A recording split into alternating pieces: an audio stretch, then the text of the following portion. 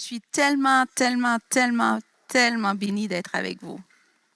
À chaque fois que je viens, je sens toujours, en anglais on dit destiny. Je sens toujours comme que c'est un moment c'est une terre de destinée. Je sais qu'il y a quelque chose. En fait, j'aime toutes les nations. Je disais tantôt à Benoît que partout où je vais, j'ai l'impression d'être à la maison. La terre, je pense que ça va avec le mandat. Je me sens à la maison partout où je suis. Mais c'est vrai que dans la francophonie, à chaque fois que je viens ici en Suisse, il y a quelque chose qui s'active en moi. Même tantôt, j'étais justement dans la salle, je me préparais, mais mon cœur s'est mis à brûler, à tournoyer à l'intérieur. C'est comme si je sens vraiment, je pense que c'est le côté réformateur, les puits anciens qui sont dans cette terre de réforme qui viennent activer quelque chose en moi. Et je sais que on est appelé à faire un petit bout de chemin ensemble. Donc, je suis avec vous. Je veux voir la destinée de cette nation voir le jour. Je veux vraiment voir je veux vraiment voir la Suisse entrer dans dans son appel parmi les nations. Parce que votre percée, les nations attendent la percée de la Suisse. Les nations attendent cette réforme que Dieu fait avec plusieurs, mais que la Suisse allait être parmi ceux qui vont être key players. Excusez, c'est l'après-midi, on est un peu fatigué. Les mots anglophones, ils viennent un petit peu plus. Mais que vous allez être vraiment des leaders, en fait, dans cette réforme-là. Et je bénis vraiment la Suisse. Je veux commencer cet après-midi avec un texte d'un de mes livres préférés. Ça fait longtemps que je ne l'ai pas relu, mais je le lisais je pense que c'est l'année dernière. Et il y a un texte que j'ai traduit parce que je ne pense pas que c'est un livre en français, en tout cas, je l'ai lu en anglais. Mais ce texte, à chaque fois que je le lis, il vient réveiller en moi justement ce pourquoi on a été sauvés. J'ai été sauvée. Et il nous ramène à l'authenticité de qu'est-ce que c'est d'être un vrai chrétien. Et avec ce qu'on a dit ce matin, je pense que c'est une belle suite. Donc, c'est le livre de Rick Joyner, The Apostolic Ministry, le ministère apostolique. Donc, je ne sais pas si certains ici l'ont déjà lu. Ceux qui lisent l'anglais, je ne sais pas s'il existe en français, mais j'y vais. Il y a plus...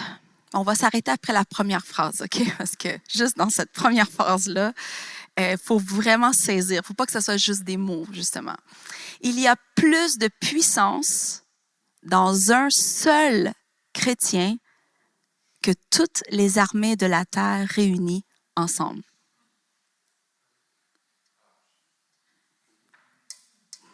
OK, on va le répéter.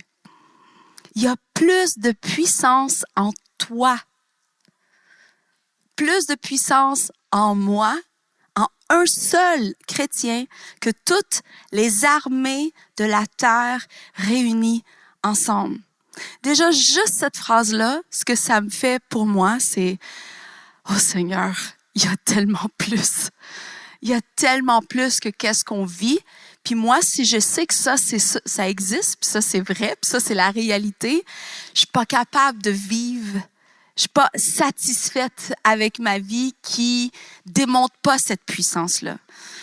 Et j'ai une faim insatiable de dire « Seigneur, je veux tout. » Est-ce que ça vous est déjà arrivé de savoir qu'il y a un deal en quelque part, puis que tu veux vraiment aller tout chercher ce que tu peux avoir. Tu veux pas avoir juste une partie quand il y a une grande vente dans un magasin ou tout ça. Tu veux aller chercher tout. Tu veux pas manquer sur rien. Mais si je le sais qu'il y a tellement plus, comment qu'on peut vivre moindre que qu'est-ce qu'on est supposé de vivre? En fait, on s'acharne. Excusez, j'ai fait une petite pause, là, mais on s'acharne. On fait tellement de choses par nos propres forces quand, en vrai, il y a plus de puissance en nous que toutes les armées de la terre réunies ensemble. Il faut vraiment s'arrêter sur cette réalité-là. Est-ce que Dieu veut qu'on fasse tout seul? Non. Ça, c'est pas le royaume de Dieu. Il veut qu'on fasse encore. Mais imaginez-vous le corps de Christ réuni dans l'union, dans l'unité, la bombe qu'on est mondiale. Cette vérité, et ça, Eric Joyner, c'est un prophète dans l'office du prophète, pour ceux qui connaissent bien cet homme.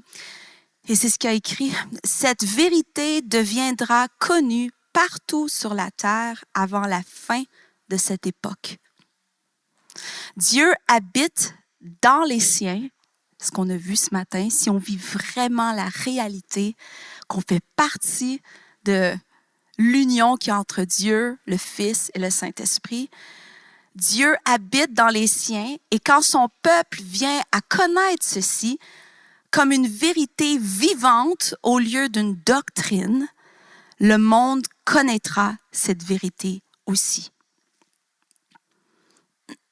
Cette génération émergente doit absolument expérimenter l'aventure dans leur vie. On le voit avec les jeunes, c'est quelque chose, ça me prend l'aventure, ça me prend quelque chose qui me pousse à l'extrême.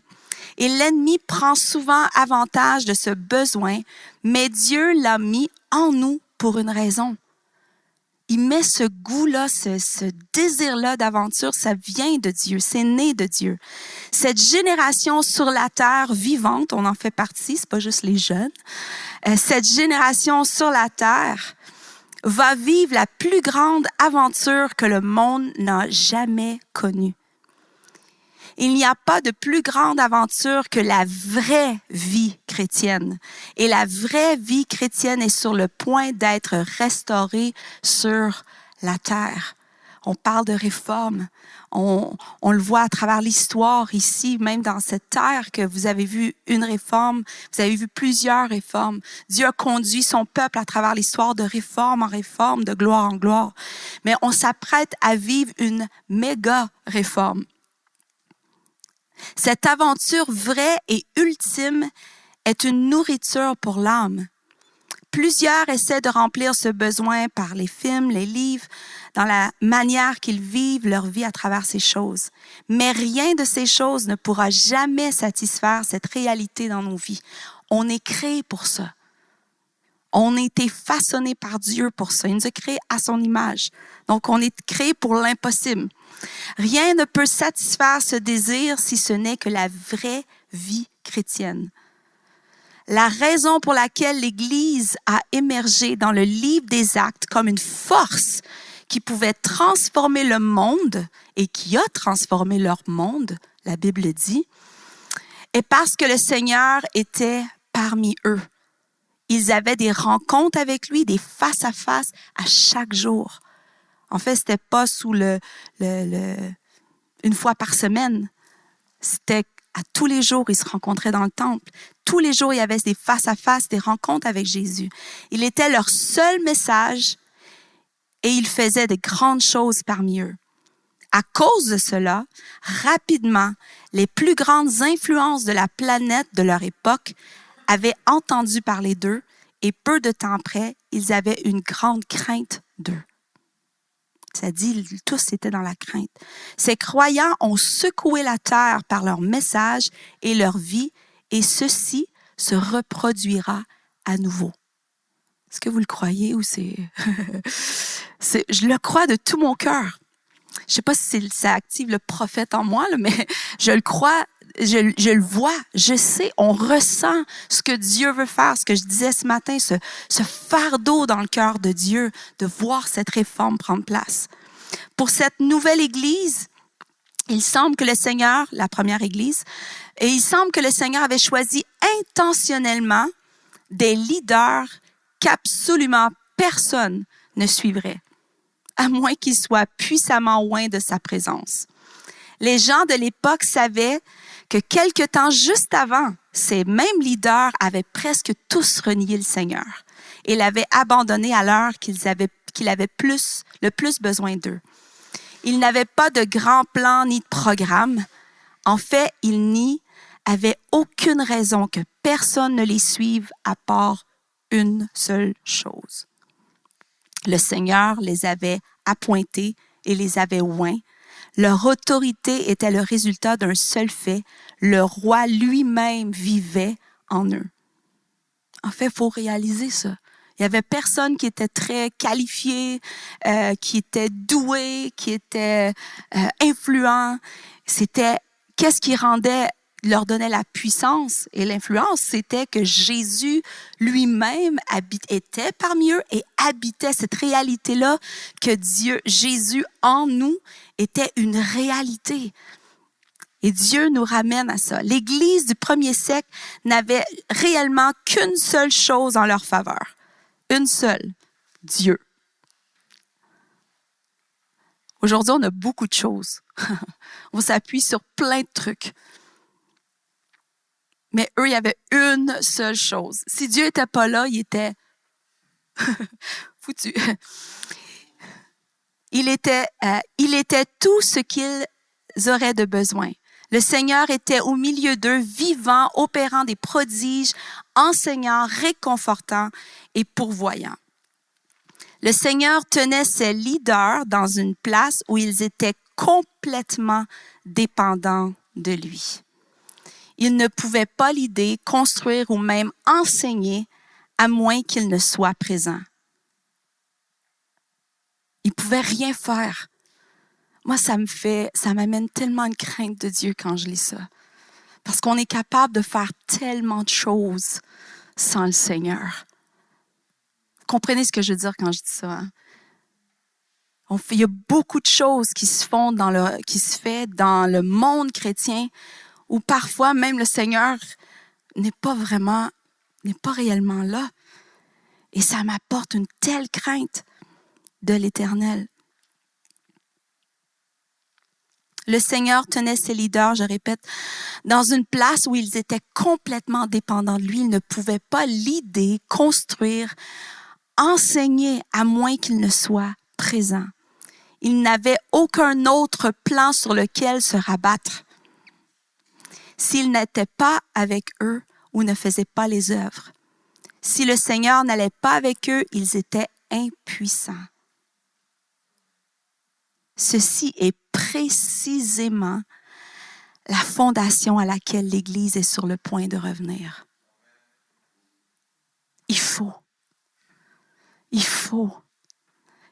que l'Église revienne. On doit revenir à cette fondation-là. C'est la fondation, c'est le plan, le schéma sur lequel Jésus a construit l'Église, qu'elle soit entièrement dépendante de lui. C'est pour ça qu'on a besoin d'une réforme. Et la dernière phrase qui est une phrase que j'ai écrite partout, dans mes livres, pour m'en rappeler, dans mon téléphone. À quoi, et je vous la pose à vous, à quoi ressemblerait l'Église si nous étions construits, à quoi ressemblerait l'Église si nous étions construits pas pour attirer les gens, mais attirer Dieu? À quoi ressemblerait l'Église si elle était construite et qu'on ferait tout pour attirer Dieu au lieu d'attirer les gens? Faut se poser cette question. C'est là qu'on doit retourner, c'est là que le Seigneur est en train de nous ramener au schéma selon ce qui lui plaît à lui. Il y a quelque chose, il y a un schéma que pour lui, il y a une église, il y a quelque chose qu'il recherche dans son église, qu'il recherche quand on se rassemble ensemble. Il y a quelque chose que lui recherche. C'est sa maison. C'est lui qui a défini sa maison. Il lui a donné une description très claire à sa maison. Et le Seigneur envoie un feu qui va consumer certains des cœurs des gens qui vont se lever puis qui vont faire comme David. je peux pas, le feu, le zèle pour ta maison me consume. Ce qui a consumé le cœur de Jésus quand il est venu. Le Seigneur dit, c'est sa maison. C'est pas notre maison. C'est sa maison. Dans ma maison, à Montréal, les enfants peuvent pas faire qu'est-ce qu'ils veulent. C'est leur maison, dans le sens que c'est notre maison familiale. Mais on a quand même des choses qu'on met en place dans nos maisons. C'est notre maison. On laisse pas n'importe qui venir puis faire les trucs de manière différente ou comme bon leur semble. Mais Dieu a sa maison. Il a défini sa maison. Et on le sait dans le verset, ma maison. C'est quoi la suite? Ma maison sera appelée une maison de prière pour toutes les nations. Isaïe 56, 7. Je les amènerai sur ma montagne sainte et je les réjouirai dans ma maison de prière, car ma maison sera appelée une maison de prière pour tous les peuples. Il y a des endroits sur la planète Terre en ce moment qui ont capté ça et qui sont en train de shifter tout pour ramener, être un lieu où on peut accueillir sa présence. Accueillir, reconstruire ce qu'on fait pour que ça soit attirant pour lui. Et ces lieux sur la face de la terre, c'est des lieux qui ont cultivé, qui cultivent, qui ont mis de côté des affaires que c'est pour les hommes. C'est pas pour Dieu. Ça attire les hommes. Il y a beaucoup de choses qui attirent les hommes, puis on dirait que nos mesures de succès sont pas celles de Dieu, en fait. Nos mesures de succès, c'est « Ah, la salle était pleine! » Il y avait une effervescence dans la salle. On sentait que le monde a donné, on a ramassé une offrande extraordinaire. On a toutes sortes de mesures qui nous disent que ça marche notre affaire. Mais est-ce que c'est la mesure du succès de Dieu? Dieu a initié lui-même en ce moment une œuvre pour redéfinir sa maison. En fait, il la redéfinit pas, c'est écrit dans la Bible, mais il redéfinit nos maisons pour nous ramener à son plan, son schéma, à lui.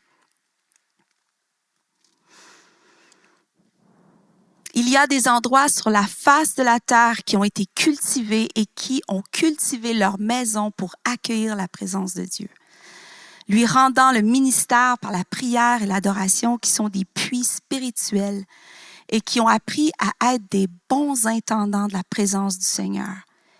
Et ils ont compris ce qu'il aime et comment les choses se déroulent dans sa maison.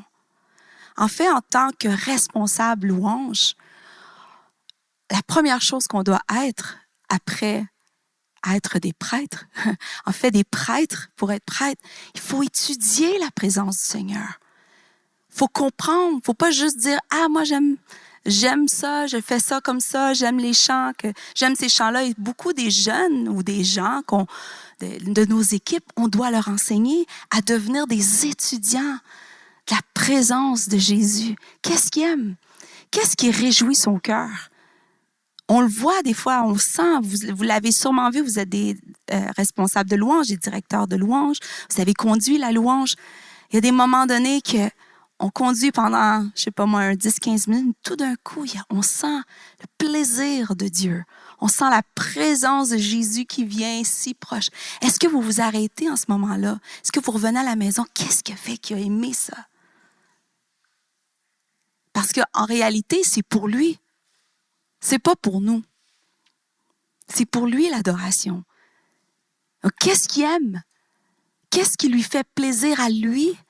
C'est ces genres de questions qu'on oublie de poser. On ne les pose plus, ces questions-là. En fait, nos mesures sont plus comment a été la louange? Est-ce que c'est juste au Québec qu'on pose cette question-là? C'était comment? On le dit de même.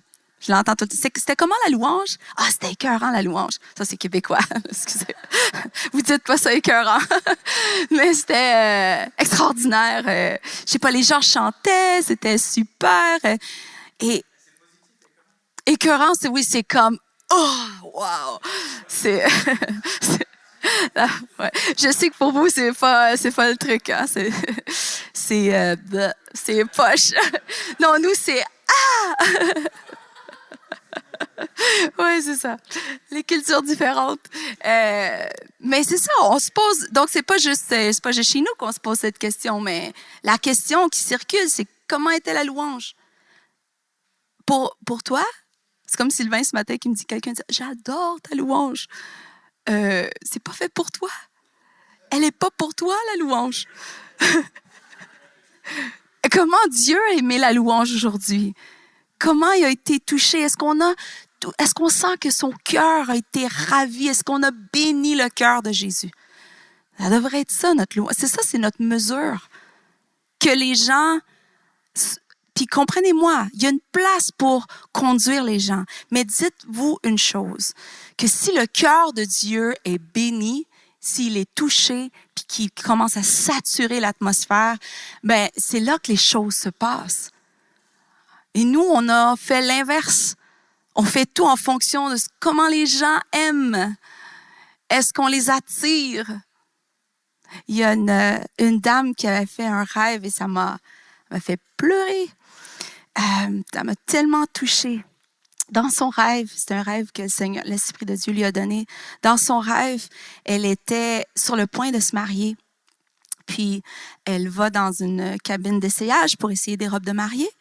Et les gens de la place lui donnent une robe, une première robe.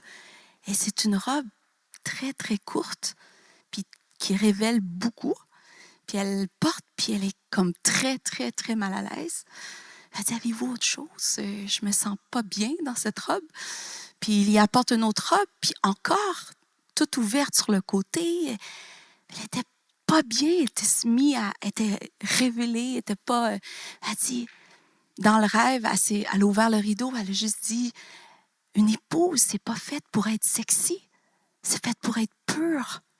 Est-ce que vous avez autre chose? Et le Saint-Esprit lui a dit, mon Église fait tout pour attirer, mais je cherche une épouse qui va s'habiller pour moi, qui va m'apporter l'adoration qui est pour moi.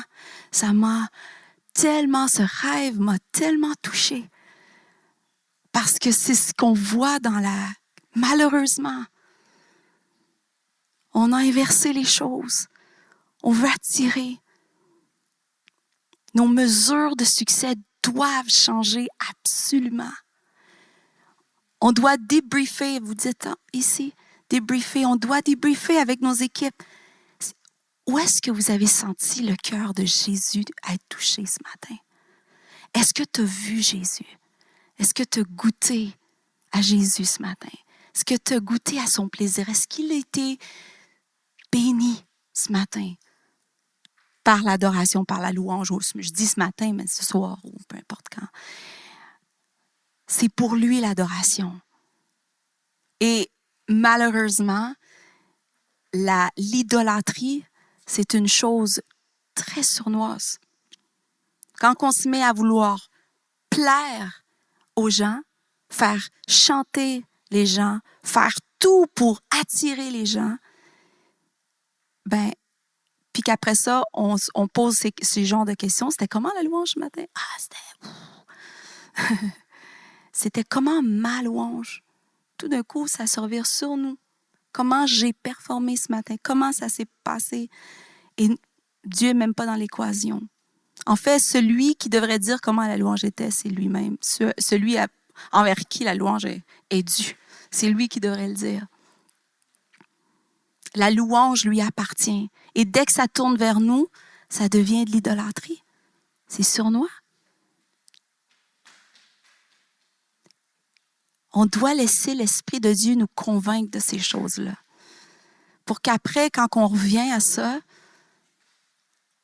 tout de suite, on s'arrête puis on dit « Ah, Seigneur, désolé. C'est pour ça que ça prend une réforme. Puis il faut entraîner nos jeunes, nos gens. Je dis jeunes parce que souvent dans nos équipes, c'est des jeunes. Ils aiment la présence de Dieu, mais parfois, on voit qu'ils sont presque plus en amour avec l'expérience de la louange que celui qu'on adore. Comprenez-vous, avez-vous déjà vu? L'expérience, le feeling de ce que c'est de louer Dieu, puis le band, tout le truc. Mais est-ce qu'ils ont vraiment est-ce qu'ils apprennent vraiment à goûter à la présence de Jésus, reconnaître quand Jésus est là, quand il n'est pas là? Est-ce que tu goûtes en ce moment à l'expérience? Est-ce que tu es tombé en amour avec l'expérience? Tombé en amour avec la louange de Sylvain? Donc, le Seigneur nous ramène à ce zèle, cette jalousie pour l'adoration qui, lui, est due à lui. Et ça commence par nous en premier. Le Seigneur veut marquer nos cœurs de ce zèle pour sa maison. C'est le message de l'heure. Et je vais dans certaines nations, je ne vous dirai pas toutes les nations, mais certaines nations, et c'est la même chose partout. Le Seigneur, c'est un message de plusieurs prophètes, plusieurs adorateurs. Le Seigneur est en train de faire ça partout sur la planète. Il se cherche dans chaque nation des gens qui vont se lever, qui vont dire « assez ». C'est une réforme initiée de Dieu, un feu et un zèle de réforme pour ramener son Église au bon fondement. Un retour à sa définition de la maison. Et dans ma vie, j'ai 4 instants depuis mon adolescence jusqu'à encore récemment, c'était en 2019, où le Seigneur a marqué ma vie avec le psaume 132. Et 132, c'est le vœu de David, le vœu que David a fait. Qu'il ne donnerait, on va le lire ensemble, mais c'est un vœu qui a consumé la vie de David. Et on n'a pas le temps aujourd'hui d'étudier la vie de David, mais c'est quelque chose que j'ai fait à maintes reprises et surtout dans les dernières années, alors qu'on a fait ce virage-là avec toute notre équipe pour passer justement devenir de passer d'une équipe de louanges dans le système qu'on est habitué vers des prêtres qui font le ministère envers Dieu pour qu'ils comprennent ça. Donc, on s'est mis à étudier vraiment la vie de David. Je n'ai pas le temps aujourd'hui, mais le vœu de David, qu'est-ce qui a poussé David à faire des choses extravagantes comme il a fait, c'est qu'il y avait un feu et un zèle. Il y avait ce désir dans son cœur qui était un vœu que son fils Salomon, qui a écrit ce psaume, a repris. Et 4 fois dans ma vie où Dieu a marqué ma vie, je me rappelle une des premières fois, j'ai été tellement, c'est comme si j'ai senti le sceau de Dieu venir, tu sais, comme, je vais le dire en fermier, là, comme quand on fait un truc, marqué au fer rouge, je vois la vache, excusez, je suis pas une vache, mais j'ai été marquée au fer rouge avec ce zèle et cette jalousie pour la présence, pas juste la présence, mais pour justement que sa maison redevienne cette maison d'adoration et de prière. J'étais toute jeune, j'ai passé, je me rappelle, des heures, mais à chaque fois que Dieu a ramené, c'est comme si c'était un vœu que je refais régulièrement dans ma vie et à chaque fois, ça vient avec une rencontre divine avec le Seigneur. Et le psaume 132, c'est pour ceux qui ont leur Bible ou leur téléphone, on peut le lire ensemble.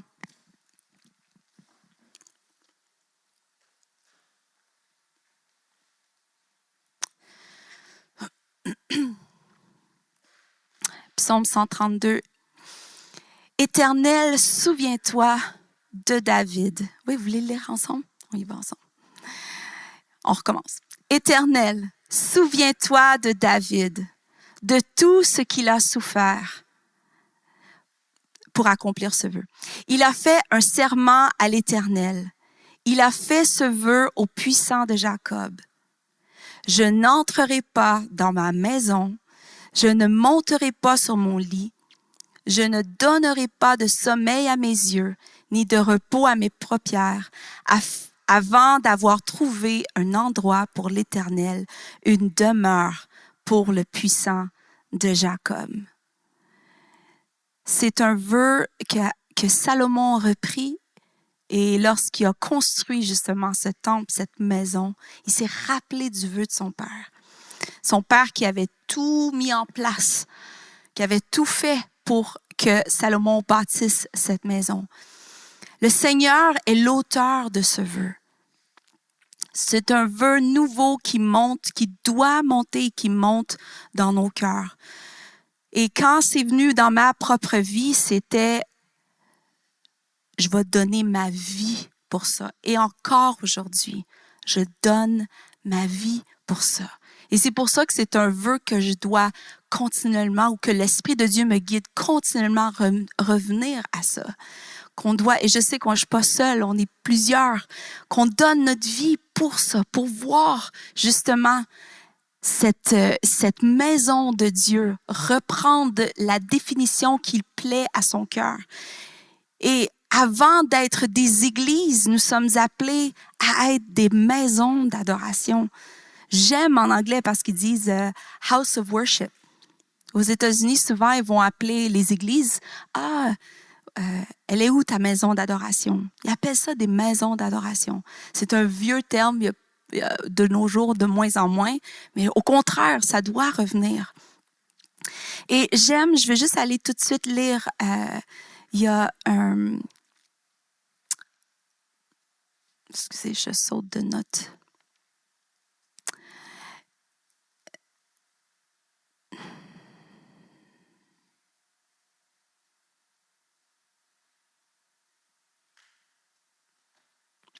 Il y a Michael Miller, pour ceux qui connaissent Upper Room, qui a fait cette citation. Et je suis d'avis. Et ils font partie, cette Église fait partie justement de ceux qui apportent justement cette réforme-là. Et sa citation, c'est « Ce changement dans l'Église arrivera alors que les leaders capteront la vision de Jésus pour la maison de prière et d'adoration et la prioriseront dans leur Église. Dieu est en train de susciter des leaders comme David qui rendront le ministère envers le Seigneur le centre de tout. Dans la même manière que David a mis le ministère envers Dieu au centre, Dieu suscite des leaders et des églises qui mettront tout le focus, les finances et le leadership en vue de faire de l'Église une maison de prière. En fait, pendant longtemps, la maison de prière était quelque chose qui était adjoint à l'Église. Ceux qui sont appelés à ça. C'est pas tous, eux, ils donnent leur temps dans la maison de prière, ou on appelait ça la maison de prière, d'autres appellent ça maison d'adoration. Nous, on a choisi maison d'adoration. Mais c'est comme le petit groupe qui est à part, puis que eux, ils gardent le feu sur l'autel. Mais le Seigneur prend ce qui est à côté et amène ça au centre de tout. Parce que c'est ça la définition de sa maison. Quand on se rassemble ensemble, la première Église, c'est ce qu'ils faisaient. Ils se rassemblaient à tous les jours dans la maison de prière. Dans la prière, ensemble. Était où leur force? On l'a lu tantôt. Il y avait une telle puissance avec la première Église. Il y avait quelque chose qu'ils avaient compris puis que nous, on a mis de côté ou on a confié à quelques personnes que ça, c'est leur ministère. Nous, on va faire autre chose. Mais Dieu amène cette réforme-là. Parce que c'est de cet endroit que tout coule. Tout le reste. Toute notre évangélisation, tout ce qu'on peut faire, tout pour les familles, pour les âmes, pour les nations, pour les réformes apostoliques, tout doit découler de cet endroit-là, de cet autel-là. C'est pour ça que l'autel, c'est la première chose à bâtir, à rebâtir. Quand les Juifs, ils sont revenus après leur temps d'exil, la première chose qu'ils ont bâtie, avant même leur maison, avant même toutes ces choses-là, avant même le temple, la première chose qu'ils ont bâtie, c'est l'autel. On le voit dans Esdras. Là, il faut que je le retrouve dans mes notes. Je me promène de partout. Je coule. Je flotte, excusez. Je coule pas. Oui, ici. C'est l'ordre divine, en fait. C'est l'ordre dans lequel on restaure les choses. En fait, juste avant d'aller là, juste avant de lire ça, juste vous dire, tantôt, je vous ai dit que, ce matin, je vous ai dit que le Seigneur m'avait dit, je veux plus d'estrade, je veux plus de stage, je veux un hôtel. C'est quoi l'estrade? En fait, c'est tout ce que je parle depuis tantôt. La mesure, tout ce qui est pour les hommes, tout ce qui est fait pour attirer. Mais Dieu dit, je ramène mes prêtres auprès de l'autel, bâtissez l'autel. Et la première chose, David était avec nous. En fait, il n'était pas ici. Il était avec nous quand on a mis la hache. Une semaine après, j'avais hâte. On avait la hache avec nous. Et on est venu, on avait à l'église, à l'époque, on avait un stage assez haut, facilement ici, comme ça. Immense. Un immense de stage. Tu te rappelles, Sylvain, t'as fait un concert de louange, là. Mais il était haut, pas parce qu'on aimait les hauteurs puis les grandes choses. C'est qu'on a une mezzanine, puis pour que les gens voient ceux qui étaient assis en haut, il fallait que le stage soit plus élevé. Mais ça créait tellement une distance avec les gens. C'était incroyable. Il n'y avait pas beaucoup de monde dans la mezzanine, mais tous les gens, les 400 places qu'il y avait en bas, il y avait une distance difficile, en fait. Il n'y avait pas cette proximité-là avec les gens. Donc, quand le Seigneur a dit, je veux plus d'estrade, je veux un hôtel. David et moi, les deux, la hache, on avait hâte de juste détruire. On a vidé parce que, je rentre dans les détails, mais vous rentrez dans mon histoire. En dessous du stage, on avait toute l'histoire de l'Église. C'est une Église qui a quand même 45 ans, 77, en tout cas, autour de ça. Et en dessous du stage, vu qu'il est si haut et il fait la longueur peut-être d'ici, c'était des grands espaces où 40 ans d'histoire étaient en dessous de ce stage-là. Et le Seigneur disait, c'est un chapitre nouveau. Donc, avant de détruire le stage, on a sorti tout, je ne sais pas comment, container de vidange, vous dites vidange ici? De vidange qu'on a jeté. On a remercié Dieu pour les années. Ce qu'on devait garder, on a gardé, mais on a jeté beaucoup de choses. Puis après ça, la hache.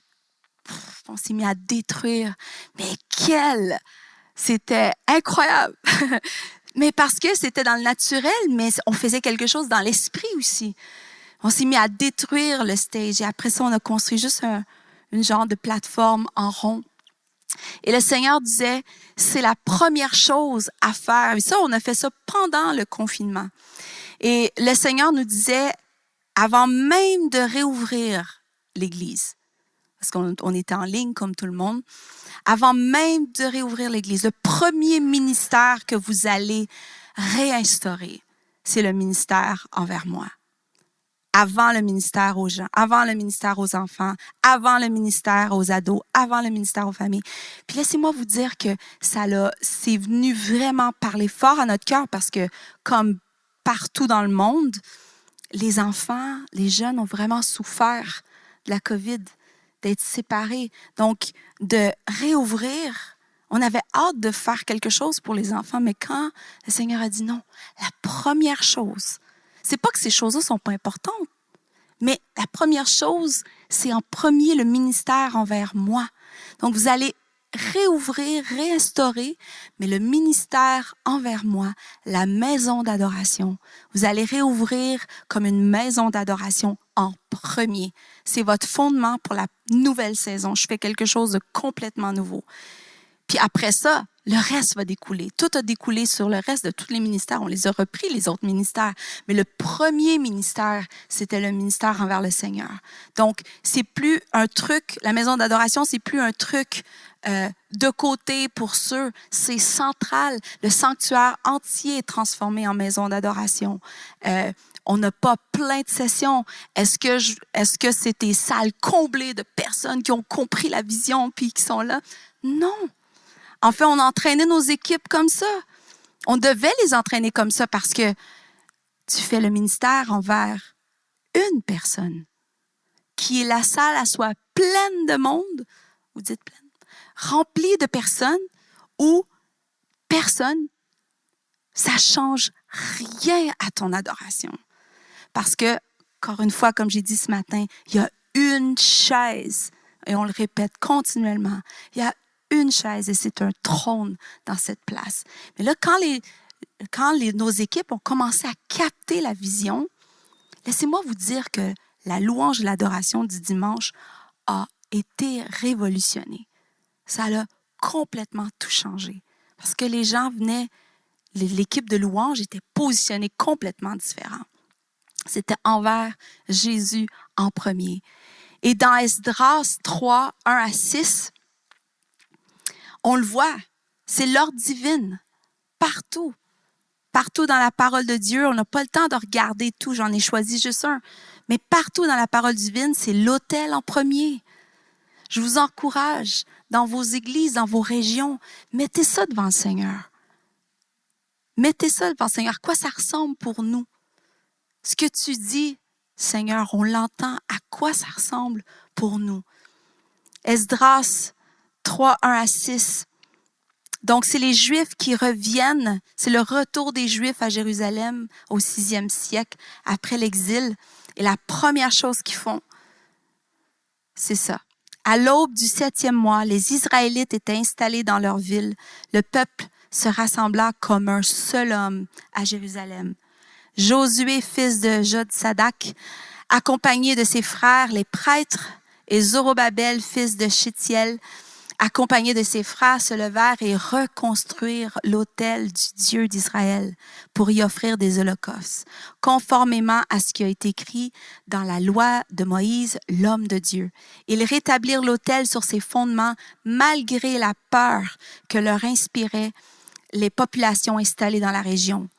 Dès le premier jour du 7e mois, ils commencèrent à offrir des holocaustes à l'Éternel, alors même que les fondations du peuple de l'Éternel n'étaient pas encore posées.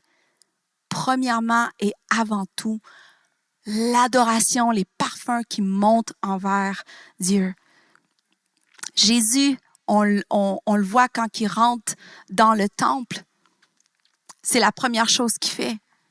David, en fait, je vais revenir avant David, roi David, la première chose qu'il fait quand il devient roi, il dit « Allons chercher l'arche » parce qu'elle a été négligée dans le temps de Saül. Saül, les gens, le peuple d'Israël voulait un roi. Ils ont mis Saül. Dans le fond, qu'est-ce qu'il disait? C'est on rejette Dieu comme notre roi, on met Saül. Puis David, il dit « Non, on va aller rechercher l'arche. » C'est la première chose qu'il fait. Et vous le savez, vous êtes responsable de louange, vous avez étudié ces passages, vous les connaissez à fond. Mais David élève la tente de la tente, met l'arche de l'Alliance, engage 288 chanteurs, 4000 musiciens. Tu sais, des fois, on lit ça et on se dit c'est beau, mais pensez aujourd'hui, là, la Suisse, quelqu'un qui devient un chrétien passionné pour Jésus, la présence de Jésus, puis il dit, moi je veux, la première chose qu'il dit avant même de dire, si je suis votre, je sais pas ici vous avez, pas président, mais vous avez président? Bon. Excusez, je suis pas bien bonne dans les politiques. Si c'est moi qui deviens votre président, je ferai ci, je ferai ça, je sais pas. Toutes les promesses que les hommes politiciens peuvent faire. Mais là, vous avez un chrétien qui se lève passionné pour Jésus, puis qui dit, la première chose que je vais faire, c'est engager 288 chanteurs, 4000 musiciens qui vont être juste à côté de mes bureaux. Parce que c'est ça que David a fait. Juste à côté de son siège social. Juste là. Tout ce que je vais faire, je veux que ça soit trempé de cet endroit-là.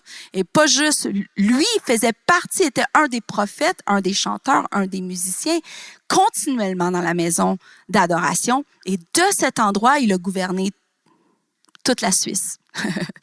Imaginez-vous. Puis, non seulement ça, ce qu'il a dépensé, ça représente à peu près 30 millions par mois. La Suisse, s'il y avait un président qui disait ça, je veux dépenser 30 millions de dollars, ou de francs, excusez, 30 millions de francs par mois juste pour, pas pour les familles, pas pour les enfants, pas pour l'éducation, pas pour l'armée, pas pour rien de ces choses. Juste pour qu'il y ait 24 heures sur 7 de la louange envers Dieu. C'est extravagant ce que David a fait. C'est une réforme révolutionnaire qu'il a apportée. Mais il faut se l'imaginer parce que c'est ça. Il faut regarder. Moi, je regardais le Canada, je me disais, my. Et en fait, qu'est-ce qui a poussé David? C'est son amour pour Dieu, mais il a vu quelque chose. Il a vu quelque chose qui a dit, il faut faire la même chose sur la terre. Il a vu le schéma céleste. Il a vu la salle du trône. Il a dit, mon royaume va être à l'image du royaume dans le ciel, de la salle du trône, la salle gouvernementale de Dieu. En fait, nous aussi, on doit faire ça. Si on regarde la salle gouvernementale de Dieu, le gouvernement de Dieu au ciel, comment ça se passe? Il y a quelqu'un d'autre qui a vu aussi la même chose. Jean, dans Apocalypse. Autour du trône, le trône de Dieu est au centre de tout. Toutes les décisions pour la planète se font là. Le royaume de Dieu, la centrale gouvernementale, c'est son trône, entouré des 4 êtres vivants, des 24 vieillards, des milliers d'anges. Qu'est-ce qu'ils font jour et nuit? Ils adorent. Tout se passe de cet endroit. C'est pour ça que je dis la maison d'adoration. Quand Dieu dit « ma maison sur la terre », ma maison sera appelée une maison de prière. C'est pas une petite chose. Ça peut pas être juste quelque chose à côté. Puis je veux vraiment vous encourager, chacun de vous, si vous n'êtes pas impliqué, c'est une parenthèse de côté, si vous n'êtes pas impliqué dans une maison d'adoration en quelque part, il faut le faire. Ou partez-en une chez vous, autour de vous, mais j'aimerais mieux que vous joigniez avec d'autres. Mais faites une veille, dis-moi, je veux faire une veille. Par semaine, je fais une veille pour qu'on puisse capter le cœur puis demander au Seigneur, Seigneur, donne-moi ton cœur. Je veux comprendre. Imaginez-vous si justement le corps de Christ commence à comprendre ça et commence à shifter pour comprendre comment le gouvernement de Dieu, quand ça dit sur terre comme au ciel, c'est ça que Dieu veut faire. Il veut remplir. Je pense que c'est Mike Bickle qui a dit, avant le retour de Christ, la terre va être couverte d'adoration 24/7.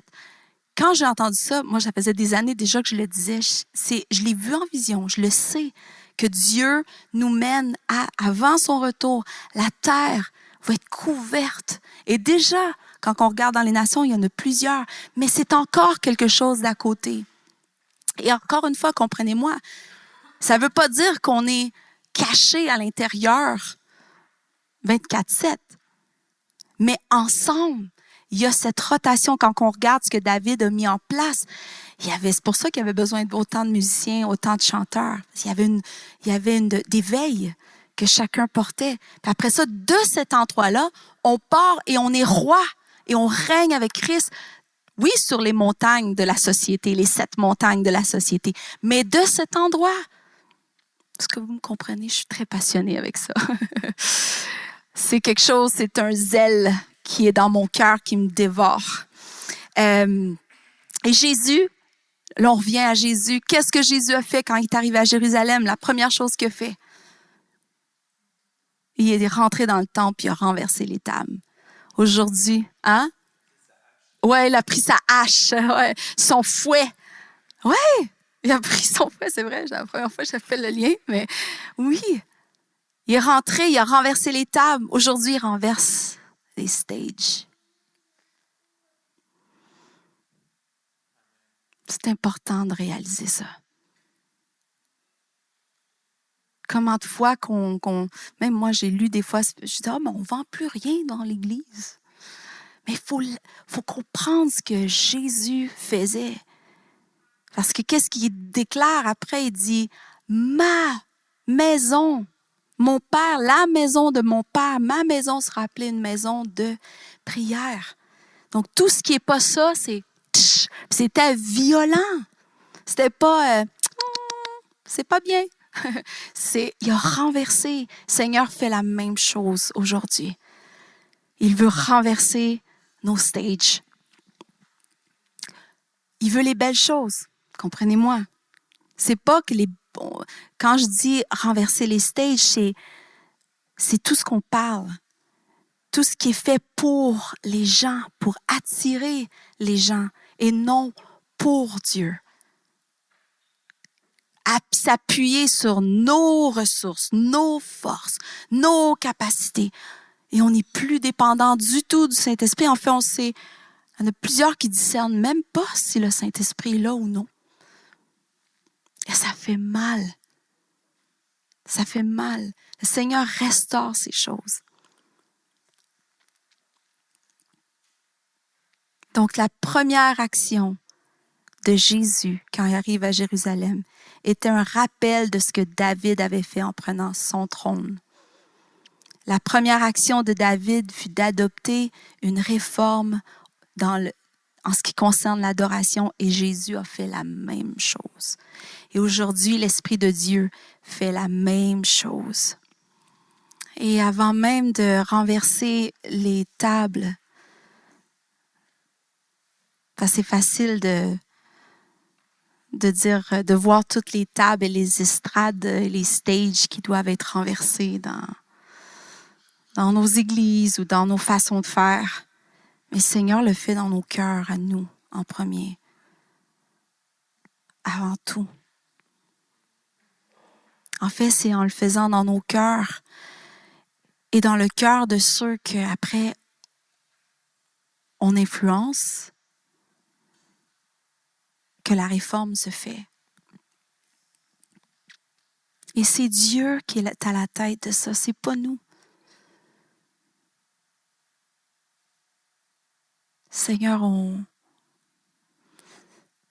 veut, comme Ésaïe 66, 1 dit, trembler, être de ceux qui tremblent à ta parole. Car tu dis, voici ceux en qui je prends plaisir, celui en qui je prends plaisir, celui qui tremble à ma parole. Seigneur, on veut être de ceux qui tremblent à ta parole. Ramène la crainte de ton nom, le zèle pour ta maison. Oh, il semble qu'on a tellement de chemin à faire. Et Seigneur, commence dans nos cœurs. Renverse toutes ces choses qui ne sont pas ta maison, qui ne te rendent pas gloire, qui ne te font pas ton délice. Renverse ces tables sur lesquelles on s'est appuyé et qu'on n'était pas appuyé sur toi. Renverse ces tables où ces estrades, où il y avait cette adoration qui était pointée vers nous plutôt que vers toi. Où on a travaillé à notre louange et notre adoration pour plaire aux gens plutôt qu'à toi. Seigneur, fais brûler nos cœurs. On veut venir avec ce cœur repentant, sachant que c'est toi, par ton esprit, qui initie même cela. Tu nous aimes, tu veux cette communion. Tu veux ces fils et ces filles qui marchent en esprit, en vérité, qui adorent en esprit, en vérité. Tu nous façonnes, tu nous attires à toi dans ta grâce, dans ton amour. C'est toi-même qui nous ramène.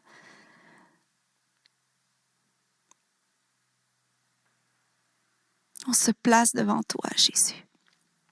Fais cette œuvre en Suisse. Fais cette œuvre en Suisse. Fais cette œuvre dans ces leaders d'adoration qui sont ici cet après-midi. Fais brûler leur cœur. Parle à leur cœur comme toi seul peux parler. Révèle ta parole à nos cœurs, tes désirs à nos cœurs, ton rêve à nos cœurs, afin qu'on puisse construire ce que tu désires.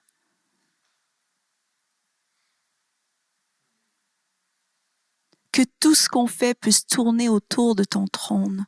Ramener ton trône au milieu de tout ce qu'on fait, comme au ciel, sur terre. Tout pour toi, tout pour ta gloire,